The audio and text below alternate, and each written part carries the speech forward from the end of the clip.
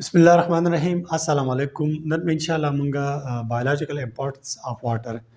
مطلب د اوبو چې کوم بایولوژیکل امپورټنس ته جاندار ول چې اوبه کوم ضروري دي هغه کې مونږ مختلف ډیر شي پراپرټي نه ویلي نن به کې اخرنی چې کوم پراپرټي ده وو د ډیر زیات امپورټنت ډیر زیات اهم پراپرټي ده د پراپرټي نوم زموږ سره دی آینایزیشن اف واټر واټر مطلب وو آینایزیشن څه ته وایي آینایزیشن مطلب د فارمیشن اف آینز آینز جوړېدو ته موږ څه وایو آینایزیشن ورته وایو اوس آین څه شی دی آین به زموږ سره هر هغه شی مطلب هغه اټم یا هغه د ګروپ اف اټم مالیکول ټیک ده چې په هغه باندې مطلب د پاسه پازیټیو چارج یا نیگیټیو چارج راشي دغه ته موږ آین وایو لکه بل پرس کې دا زموږ سره ان ای دی او دا زموږ سره ان ای دی ټیک ده سوډیم دی نو پرس کې په دې سوډیم باندې دلته زموږ سره دی پازیټیو چارج نو دا زموږ سره شو آین او په دې سوډیم باندې زموږ سره پرس کې سپوز په د باندې چارج نشته نو دا زما سره آین نه دی کلیر دا خو شو آین مطلب هغه اټم یا ګروپ اف اټم مطلب مالیکول چې په هغه باندې یا پازیټیو چارج راشي یا په نیگیټیو چارج راشي دغه ته موږ آین وایو نو آینایزیشن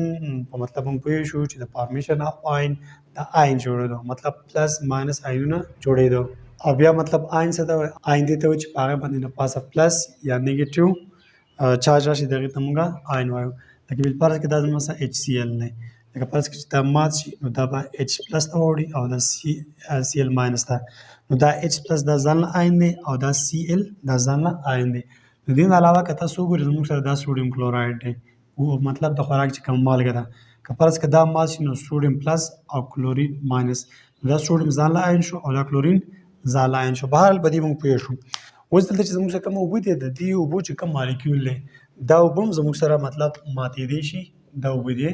دا ماتېدی شي او د دې نه مطلب آین جوړېدی شي که فرض کړه د دې اوبو نه دا آین نه جوړېدی نو بیا به زموږ په جسم کې دنده په خولي کې ډېره غټه مسله وي آینونه جوړېدل لازمي دي دا به اوس څنګه ماتېږي لکه فرض کړه دا زموږ سره اچ ټو دی نو په دې اچ ټو کې دوه هایډروجن دی یو اکسیجن دی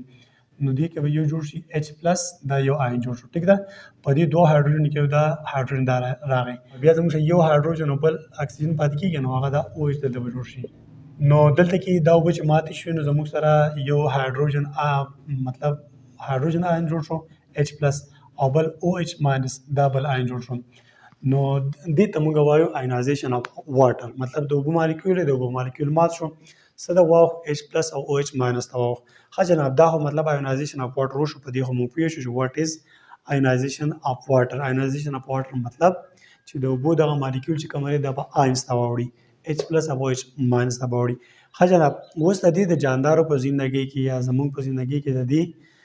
آینایزیشن اف واټر د اوبو چې آینز ته وړي دي فایده سره د دې څه امپورټنس دی نو ګورئ لکه فرض کړه دا زموږ سره دا دغه خلیه ده او دا په دې کې نیوکلیس دی دا سایټوپلازم د په دې سایټوپلازم کې تاسو ته پته 70% نه والا د 90% پورې په دې کې اوبه دي کلیر H2 مالیکول د کې اوبه دي پکې ښه جناب نو که بالفرض کا دا اوبه اوس فرض که زموږ سره 100% به موږ کنسیډر کړو چې په دې کې چې کوم 100% اوبه به موږ کنسیډر کړو 100% نو په دې 100% کې زموږ سره 1% تقریبا 1% اوبه آینایز کیږي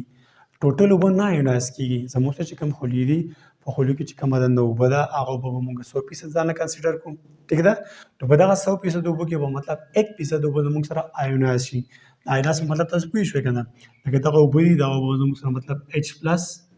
او OH ماینس ته به داسې واوړي H پلس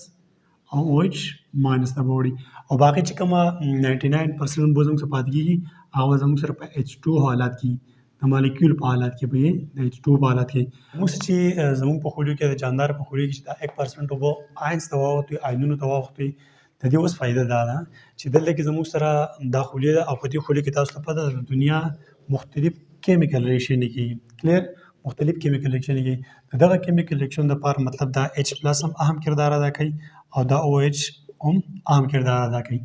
څنګه کردار ادا کوي هغه کیمیکل ریاکشن مطلب زموږ سره ډېر شی دی لکه فرض کا اکسیډیشن کېږي او د اکسیډیشن نه علاوه زموږ سره ریډکشن دی ریډکشن او د ریډکشن نه علاوه زموږ سره مطلب کنډنسیشن دی او د کنډنسیشن نه علاوه مطلب هایډرولایسس دی په دې باندې موږ الریډي خبره کړې ده اوس وګوره لکه سپوز زموږ سره یو کیمیکل ریاکشن روان دی لکه فرض کا A پلس B ٹھیک ده او دې نه به A B جوړیږي اوس فرض کا دا کیمیکل ریاکشن روان دی نو په دې کیمیکل ریاکشن کې فرض کا دیو ته چرته ته دی یو الکترون ضرورت دی یا مطلب د دې اوس یا الکترون زیاتی دی سپوز د ریاکشن نه باندې د ریاکشن کې فرض کړه دلته یو الکترون وځي دا الکترون و ټیک ده نو دا خو زیاتی الکترون دی دا زیاتی الکترون خو باسي نه ګرځي کنه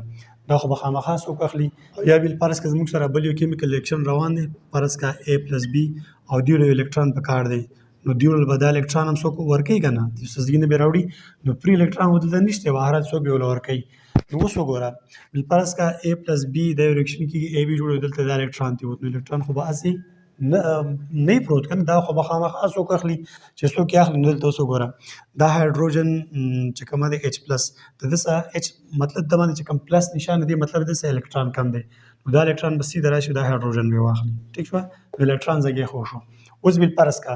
دلته کې دا ریاکشن چې کوم روان دی دی ریاکشن کې مطلب موږ له الکترون پکار دی نو دا الکترون موږ څوک راکړي دا الکترون موږ دا OH راکړي ځکه د الکترون ډیر دی د منفي علامات دا دی چې د الکترون ډیر دی